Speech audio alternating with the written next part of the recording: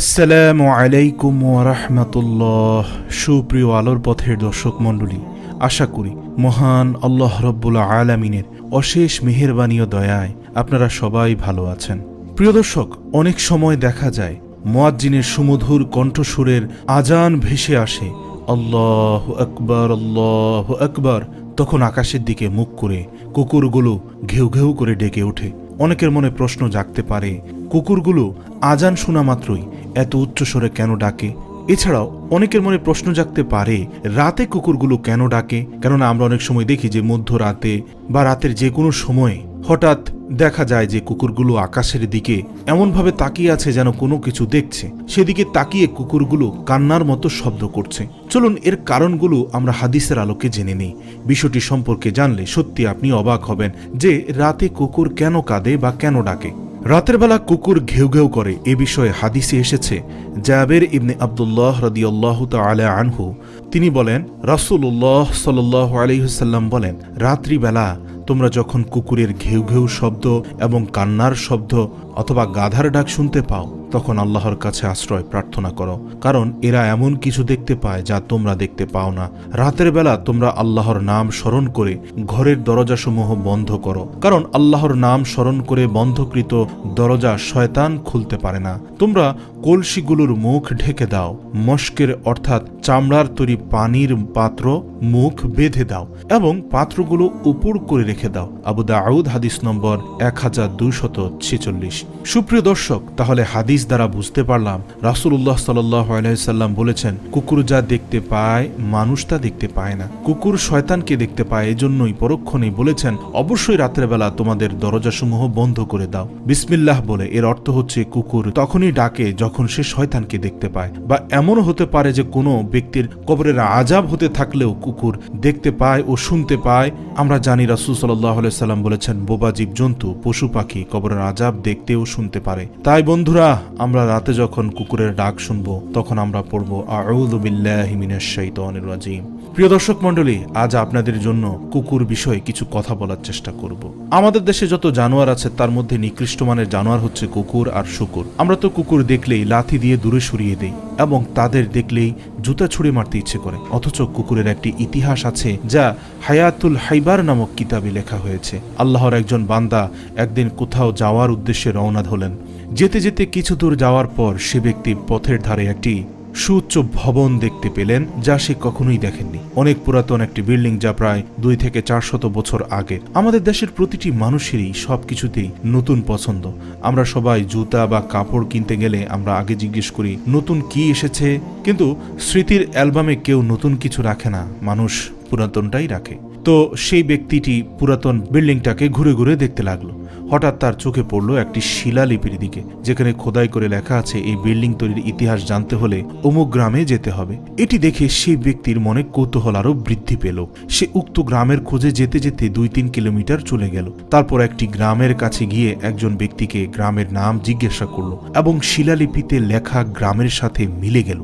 তারপর আল্লাহর সেই বান্দা লোকটি থেকে পুরাতন সেই বিল্ডিং এর ইতিহাস জানতে চাইল। লোকটি বললেন, জন্মের পর থেকেই সবাই এভাবে বিল্ডিংটি দেখেছে, এর ইতিহাস সম্পর্কে কারোই সুস্পষ্ট কিছুই জানা নেই। এমনকি আরো কিছু সংখ্যক মানুষকে জিজ্ঞেস করা হলো এবং তারাও একই কথা বললেন। তারপর সেই ব্যক্তি মন খারাপ করে চলে আসছিল এবং ভাবছিল, খোদাই করে কি তাহলে মিথ্যা কথা লেখা আছে? ভাবতে ভাবতে যখন গ্রামের শেষ প্রান্তে চলে আসলো, তখন তিনি একজন বৃদ্ধাকে দেখতে পেলেন। বয়সের ভারে বৃদ্ধার মাথা 3টে হয়ে গেছে, অর্থাৎ বয়সের ভারে ঝুঁকে বসে থাকতে থাকতে হাঁটু সহ 3টা মাথা মনে হয়। এখনকার যুগে এই সকল বৃদ্ধাদের খুব একটা দেখা যায় না, কারণ এখন মানুষ 35 থেকে 60 বছরের মধ্যে ডিজিটাল যুগে ডিজিটাল প্রযুক্তির মাধ্যমেই বেশি মারা যায়। যেমন স্বামী স্ত্রীর থেকে পানি চাইলেন, স্ত্রী পানি নিয়ে আসতে আসতে শোনা যায় বাইক অ্যাক্সিডেন্টে স্বামী আর দুনিয়াতে নেই। আর আগের যুগের বৃদ্ধা মানুষ অসুস্থ 7-8 দিন পর্যন্ত বিছানায় থেকে মারা যাবে বলতে বলতেও আরো 2 থেকে 3 ঘন্টা বেঁচে থাকতো। যাই হোক, সবই আল্লাহর হুকুম। তখন কেউ পানি দিত, কেউ দুধ দিত, কেউ ক্ষমা চাওয়ার সুযোগ পেত। তাছাড়া ক্ষমা চাওয়াটা একটি ভালো পদ্ধতি, কিন্তু হঠাৎ মৃত্যু ভালো না। রাসূল সাল্লাল্লাহু আলাইহি ওয়াসাল্লাম হঠাৎ মৃত্যু থেকে আল্লাহর কাছে পানা চেয়েছেন। তো যাই হোক, আল্লাহর সেই বান্দা বৃদ্ধার কাছে গেল এবং জিজ্ঞেস করলো, এই গ্রামের নামটি কি এটা? উত্তরে বৃদ্ধা বললেন, হ্যাঁ, কিন্তু তুমি কোথায় থেকে জানো এবং তুমি কোথায় থাকো? উত্তরে ব্যক্তিটি বললেন, আমার বাড়ি অনেক দূর, আমি অমুক রাস্তায় সেই মাথায় একটি বিল্ডিং দেখতে পেলাম যেখানে লেখা ছিল বিল্ডিং এর ইতিহাস জানতে হলে এই গ্রামে আসতে, কিন্তু প্রায় 40 জনকে জিজ্ঞেস করলাম, কেউ জানে না। বৃদ্ধা লোকটি মুচকি হাসি দিয়ে বললেন, তুমি কাদের জিজ্ঞাসা করেছ? উত্তরে ব্যক্তিটি বললেন, যুবকদের। বৃদ্ধা বললেন, তারা কিভাবে বলবে? আমার বয়স 200 বছর পার হয়ে গেছে, আমি তো নিজেই বিল্ডিং এর তৈরি দেখিনি, শুনেছি আমার দাদার কাছে। বৃদ্ধার কথা শুনে যুবকের মনে স্বস্তি ফিরে আসলো। যুবক ইতিহাস জানতে চাইলে বৃদ্ধা তাকে কাছে টেনে নিয়ে বলতে লাগলেন, এই রাস্তা দিয়ে আসার সময় যত গ্রাম মহল্লা জমি জামা তুমি দেখছো, সব জমি জামার মালিক ছিল একজন জমিদার। সেই জমিদারের অনেক চাকর বাকর ছিল, খাদেমের কোনো অভাব ছিল না। তবে জমিদারের স্মরণীয় বস্তুর ভিতর ছিল একটি পালিত কুকুর। কুকুরটি জমিদারকে সাংঘাতিক মহাব্বত করত। এক মুহূর্তের জন্য কুকুর জমিদারকে ছেড়ে যেত না। জমিদার যখন গোসল করত তখন কুকুরটি জমিদারের কাপড় পাহারা দিত। জমিদার যখন বাথরুমে যেত কুকুরটি বাথরুমের দরজার সামনে দাঁড়িয়ে থাকতো, এবং জমিদার যখন ঘুমাতে যেত তখন কুকুরটি তার ঘরের আশপাশ পাহারা দিত। একদিন জমিদারের এক ভিআইপি মহলে যাওয়ার কথা। জমিদার চিন্তা করতে লাগলেন, কুকুরটি আমাকে ছাড়া এক মুহূর্ত থাকতে পারে না, আমি ভিআইপি মহলে যাব, কুকুরটি আমার সাথে গেলে আমার মান সম্মান থাকবে না। এই জন্য সে বুদ্ধি করে একটি ঘরের ভিতরে ঢুকলো। কুকুর তার সাথে সাথে ঘরে ঢুকে গেলে চাকরদের বলে সেই ঘরের দরজা বন্ধ করে দিল, এবং তারপর কুকুরের গলায় শিকল লাগিয়ে দেওয়া হলো এবং শক্ত পিলারের সাথে বেঁধে রাখা হলো। তারপর জমিদার বাবুর্চিকে বলল, আমি এক ভিআইপি মিটিংয়ে যাচ্ছি এবং আমি বাহিরে খাবার পছন্দ করি না, তাই আমার জন্য কিছু আইটেম খাবার রান্না করো। তারপর মালিক যখন চলে যেতে লাগলো তখন কুকুরটি তার মালিকের সাথে যেতে না পেরে লাফালাফি করতে লাগলো। মালিক যখন বহুদূর চলে গেল, কুকুর তখন নিজেকে কন্ট্রোল করতে না পেরে বিকট আওয়াজে মালিককে ডাকতে লাগলো। কুকুরের ডাক শুনে প্রতিবেশীরা জমা হয়ে গেল এবং কিছু সময় ধরে কুকুরের কীর্তিকলাপগুলো দেখলো এবং কিছুক্ষণ পর যে যার কাজে চলে গেল। কিন্তু জমিদারের একজন বোবা কাজের মেয়ে কুকুরের কার্যকলাপ প্রত্যক্ষ করছিল। এ সময় বাবুর্চি খাবার তৈরি করে ওই ঘরে তাকের উপর রেখে গেল। ঘরের মধ্যে কেউ নেই, শুধু কুকুর আর বোবা মেয়েটি ছাড়া। এর কিছুক্ষণ পর হঠাৎ দেখতে পেল যে একটি কালো বিষধর সাপ কোথা থেকে উড়ে এসে বাবুর্চির রেখে যাওয়া উক্ত খাবারের মধ্যে মুখ দিয়ে কিছুক্ষণ থাকার পর আবার উড়ে চলে গেল।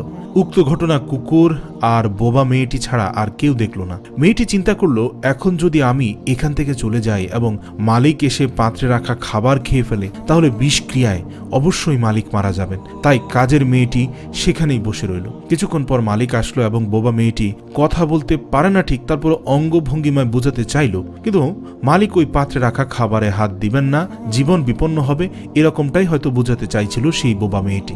কিন্তু যেহেতু কাজের মেয়ে তার উপরে আবার বোবা, তাই জমিদার কাজের মেয়ের কথাবার্তায় কর্ণপাত না করে নিজ গতিতে খাবারের কাছে গিয়ে খাবারে হাত দিল। যেই জমিদার পাত্রে হাত লাগালো অমনি শিকলে বন্দি কুকুরটি পাগলের মতো লাফালাফি করতে লাগলো। অতিরিক্ত পাগলামি করতে দেখে মালিক কুকুরটিকে ধমক দিল। অন্যান্য সময় মালিক একবার ধমক দিলে কুকুর নিয়ন্ত্রণে চলে আসে, কিন্তু আজ যতই ধমক দেয় কুকুর নিয়ন্ত্রণে আসে না। মালিক কুকুরের ভাষা বুঝলো না। এক পর্যায়ে যখন মালিক পাত্রটি নিয়ে মাটিতে রাখলেন তখন কুকুরটি মাথা ছিঁড়ে যাওয়ার মতো অবস্থা করে ফেলল। কোন রকমে পা দিয়ে ঠেলে মালিকের সামনে রাখা কিছু খাবার সে মাটিতে ফেলে দিল।